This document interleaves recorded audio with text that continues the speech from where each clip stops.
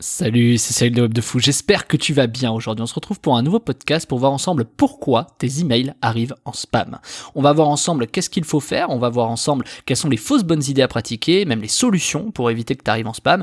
Tu vas voir, c'est des informations que tu n'as probablement jamais entendues et je te dis, reste à l'écoute, tu vas voir que c'est assez énorme ce que je vais te révéler. Avant ça, tu connais le truc, tu penses à t'abonner, je sais pas où tu m'écoutes, tu cliques sur le bouton rouge, vert, bleu, etc. Tu vas dans la description et dans la description, il y a un lien, ça s'appelle Rejoins mes contacts privés, quelque chose comme ça. Et tu cliques dessus, tu t'inscris et tous les matins, tu vas recevoir dans ta boîte mail des informations qui vont changer ta vie et ton business, crois-moi. Ok ? Allez, on y va. Bon alors avant ça, je te fais un petit instant promo parce que franchement il faut le faire, tellement elle est puissante. Je t'ai sorti une formation qui est dans la description, qui s'appelle Tripler ses taux d'ouverture en emailing. C'est assez dingue cette formation parce qu'elle est hyper complète. Elle t'explique comment faire x60 sur le nombre de clics, elle t'explique comment arriver en boîte de réception quoi qu'il arrive sans jamais arriver en spam, ou même si t'arrives en spam, comment, si aujourd'hui t'arrives déjà en spam, comment remonter en boîte de réception. C'est des techniques qui sont infaillibles, que moi j'utilise depuis des années, qui me permet tout simplement de vivre du mailing et de faire des millions tous les ans grâce à ça, parce que ces techniques sont colossales. C'est une des formations les plus complètes sur l'email en France, personne fait des formations là-dessus, et surtout qui est accessible à tout le monde, que tu sois débutant ou expert, c'est quelque chose qui fonctionne pour tout le monde. C'est un peu comme les secrets des emailers les plus performants, si tu préfères. C'est un truc qu'on ne te dira jamais. Et tu vas tripler tes taux d'ouverture. Moi, je te le dis, avec cette technique, je suis passé de 10 à 45, % d'ouverture, et je suis passé de 100 clics à 6000 clics, tu vois, avec la même technique. Donc c'est énorme. Imagine ce que tu vas pouvoir faire avec autant de clics et surtout autant de savoir sur tes mails. Et l'avantage, c'est que ça marche peu importe ton secteur, parce que là on parle d'emailing, tant que tu as des emails ça fonctionne, tu vois. Donc si jamais tu es déjà arrivé en spam dans les onglets promotion, etc., je te donne les solutions pour éviter d'y arriver et pour arriver inbox quoi qu'il arrive, ok. Alors avant ça, évidemment, il va falloir que tu payes, c'est une formation payante, tu vas aller dans la description, clique dessus, et voilà. Et il y a 3 formations en une, en fait c'est presque 3 formations que je t'ai regroupées en une seule. Je voulais pas te faire payer ça en 3 fois, je voulais juste en une fois pour que tu vois à quel point c'est puissant, et la valeur de ça, elle est colossale. Donc franchement, un conseil, je te le dis en toute honnêteté, prends-la, ça va changer ta vie et ton business, crois-moi. Ok ?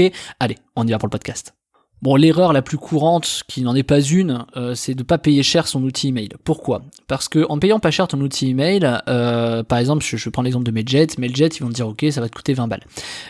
Ça ne coûte pas 20 balles d'envoyer des emails. Donc si ça coûte 20 balles, c'est ce qu'ils font, c'est qu'ils prennent des IP, ce qu'on appelle mutualisés. C'est-à-dire que t'es pas le seul à envoyer sur les mêmes IP. Eux, ils branchent ton nom de domaine, tu vois, @webdefou, @tonsite.fr, ils branchent ton nom de domaine sur les mêmes IP que d'autres. Et il suffit que t'aies un mec qui fasse de la merde, et t'es mort. C'est-à-dire t'arrives en spam et puis l'histoire est réglée. Et même toi, tu peux pas remonter la réputation parce que t'es peut-être 10 ou 15 à envoyer des emails sur les mêmes IP, tu vois. Et donc tu connais pas les 14 autres, tu vois, tu sais pas ce qu'ils envoient. Et ça se trouve, ils envoient de la merde, tu vois, t'en sais rien, et des fois ils envoient bien. Et donc du coup, tu peux te retrouver à essayer un jour Mailjet, Mailchimp, etc. Et un jour, tu vas dire, lui il envoie bien, etc. Super. Jusqu'à ce qu'il y ait un des 14 qui s'en aille, qui soit remplacé par un autre qui fonctionne plus, et voilà. Donc en fait, c'est toujours un peu la course à échalote, quoi. Tu te dis, tu peux pas maîtriser, tu vois, les trucs comme ça. Donc forcément, si c'est pas cher, c'est forcément. Donc ça s'appelle des IP mutualisés. Donc ça, c'est le premier truc qu'on te dit. C'est pour ça que tu payes 10 balles, 20 balles, 30 balles, 40 balles ton truc.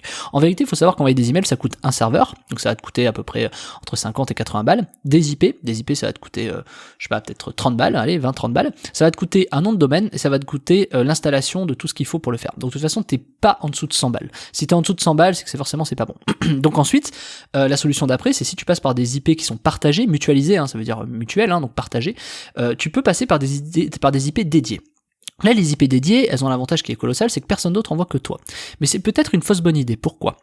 Des IP dédiées, ce sont en fait des IP qui sont branchées sur ton domaine, que tu vas envoyer, mais le problème, vu qu'elles sont dédiées, elles sont neuves. Étant donné qu'elles sont neuves, tout ce qui est Gmail, Hotmail, etc., ils se méfient. Ils se disaient, parce que les spammers, ils font quoi quand ils se font blacklister ? Ils rachètent tout le temps, tu vois.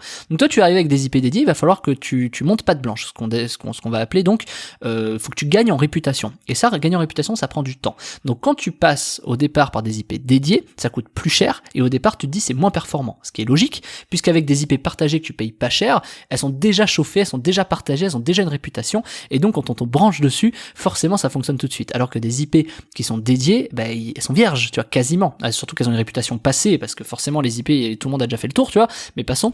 Elles ont une réputation passée, quand bien même t'es pas de réputation passée, il va falloir que tu crées ta réputation. Et ça prend un peu de temps. Donc est-ce que c'est une fausse bonne idée ? Selon les situations, oui. Et clairement, la situation, c'est, si t'as besoin de faire de l'argent tout de suite, prendre des IP dédiés, c'est toujours un peu compliqué. Il vaut mieux compter sur des IP mutualisés. Donc c'est peut-être une fausse bonne idée, tu vois. Donc si on prend pas des IP mutualisés et si on prend pas des IP dédiés, qu'est-ce qu'on fait ? Eh ben déjà, je vais t'expliquer un truc. Tu peux chauffer efficacement des IP dédiés. Comment tu fais pour chauffer des IP dédiés? Il faut que tu aies donc fait une segmentation en amont. Donc moi, ce que je conseille toujours, c'est commencer par des IP mutualisés, même si c'est pas forcément hyper performant, parce que tu sais pas si les 14 autres personnes vont ce qu'ils envoient, tu vois, ce qu'ils envoient. Donc du coup, l'avantage, c'est que on s'en fiche de ce qu'ils envoient, t'envoies. Et toi, tu vas, en envoyant des emails, créer des segmentations. Tiens, lui, il ouvre, lui, il clique, lui, il achète, lui, machin, etc. Moi, par exemple, sur les emails de mes acheteurs, j'ai forcément 95% d'ouverture, alors que sur mes emails quotidiens, c'est pas du tout ces stats-là. C'est logique, tu vois. Parce que mes acheteurs, ils ont leur boîte mail qui, tu vois, il faut qu'ils la regardent, tu vois. Donc c'est logique, en fait. Donc j'ai forcément beaucoup plus de taux d'ouverture. Et ces gens-là, c'est hyper important de les garder, tu vois, ceux qui ouvrent beaucoup, ceux qui achètent, parce qu'ils vont te permettre, quand tu vas passer sur des IP dédiés, de tout de suite gagner en crédibilité, en réputation, tu vois. Parce que les IP dédiés, ta Gmail, ils vont voir, ah oui, il y a 89 personnes sur 10 qui ouvrent, tu vois, super. Alors que si t'as pas fait ça et que t'envoies, ben, ça se trouve, t'envoies des emails de gens qui ne vont pas ouvrir ou qui ne vont jamais recevoir l'email, qui vont avoir des bounces. Donc des bounces, c'est si tu veux, tu sais, non, désolé, je ne suis pas disponible pour le moment, je suis parti en vacances. Ou alors c'est des, ah, désolé, votre mail elle est pleine, tu vois. Donc c'est ce qu'on appelle des bounces. Voilà, bref, des rebonds, quoi. C'est-à-dire, ah non, en fait, l'email il revient, tu vois, ce qu'on appelle un retour. Il revient, en fait, hein, c'est un bounce. Bref, passons. Donc du coup, le truc c'est que quand t'as trop de ça au départ, ben quand tu dois créer une réputation sur l'email par rapport à tes IP, ben ça ne marche pas forcément, tu vois. Et donc des fois, tu peux te retrouver à avoir des IP dédiés et tout de suite arriver en spam. Et là, les gens disent oh là là, c'est l'orgie, c'est trop compliqué, etc. Alors que moi, je trouve que c'est la meilleure chose que tu puisses avoir, mais passons. C'est dans la formation d'ailleurs de la raison pourquoi et l'explication. Mais si t'arrives en spam, tout de suite, tu vas avoir tendance à dire ok, les IP sont pourris, et tu les changes. Grave erreur. Mais en général, tu vas aller faire ça parce que tu te dis mais je peux pas arriver en spam alors que je viens prendre des IP, tu vois, alors que c'est neuf. Comment ça se fait que j'arrive en spam?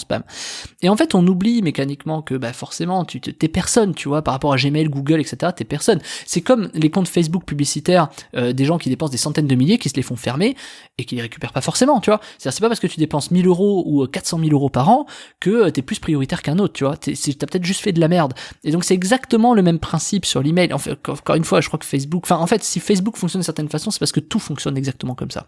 Et en fait, quand tu comprends ce système-là, tu peux commencer à analyser intelligemment et de prendre les bonnes décisions. Parce que tu vois, finalement, si tu fais pas d'IP mutualisé et que tu dois chauffer des IP dédiés, etc., en fait, la solution elle est toujours un peu entre les deux, c'est faire un peu des deux. Il y en a un qui va t'aider, par exemple, à créer une segmentation, et l'autre qui va te permettre de chauffer efficacement la segmentation que tu as créée pour monter en réputation.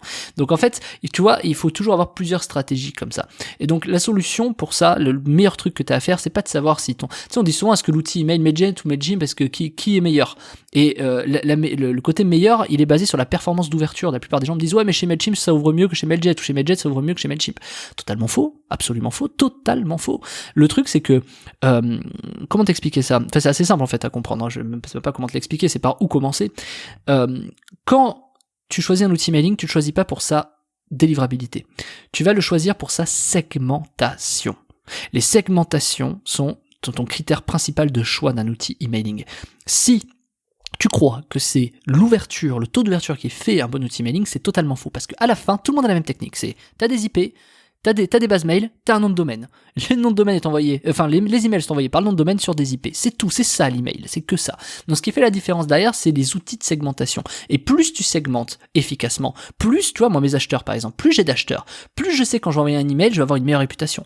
Et plus je vais prendre ces acheteurs et les mettre sur des IP dédiés, plus je vais avoir une très très bonne réputation sur mes IP. Et donc, après, plus tard, quand tu passes là-dessus, tu augmentes tes taux d'ouverture, ça peut paraître bête, parce que justement, tu as une meilleure réputation. Mais ça, c'est encore une fois une fausse bonne idée. Pourquoi? Parce que forcément, si après tu fais ça, ce qui va se passer, c'est que ton taux, il va diminuer, parce que t'as pas que des acheteurs derrière. Donc, il y a une vraie stratégie à mettre en place là-dessus. Et ça, c'est juste pour éviter que tu arrives en spam, tu vois. Et moi, je te dis depuis le départ qu'il vaut mieux que tu arrives en spam. Et c'est ce que je t'ai dit. C'est moi ce que je t'ai dit dans la formation qui est dispo, qui s'appelle Tripler ses taux d'ouverture en mailing. C'est exactement ce que je t'explique. C'est comment réussir à arriver en spam pour arriver en boîte de réception, en fait. Parce que tout ce qui est, par exemple, les FAI, quoi, Orange, Gmail, etc., ils préfèrent les gens qui arrivent d'abord en spam pour ensuite arriver en boîte de réception. Ils les préfèrent. Et tu peux écouter, c'était le podcast d'hier, je t'explique pourquoi.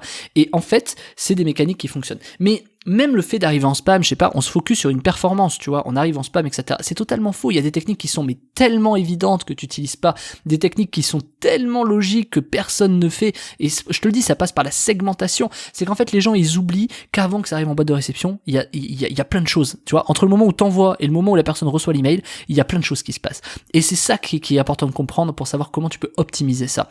Et clairement quand tu l'optimises, c'est colossal, tu fais x60, moi j'ai fait x60 en performance, un peu moins, c'était x52 en performance, je suis passé de 1000 à 6000 clics, tu vas voir, de 100 à 6000 clics, excuse-moi, et tu vas te rendre compte à quel point c'est capital de connaître ce fonctionnement-là pour pouvoir t'adapter. Parce que c'est facile, quand tu connais le problème, la solution elle est très très simple. Le plus dur dans l'email, c'est de comprendre le problème. Quand tu comprends le problème, un problème qui est accessible comme ça en tout cas, c'est beaucoup plus facile à comprendre, tu vois. Et quand ça t'y arrive, tu es un peu le roi du monde sur ce que tu fais. Parce que mécaniquement, il y a des gens, ils y arriveront pas.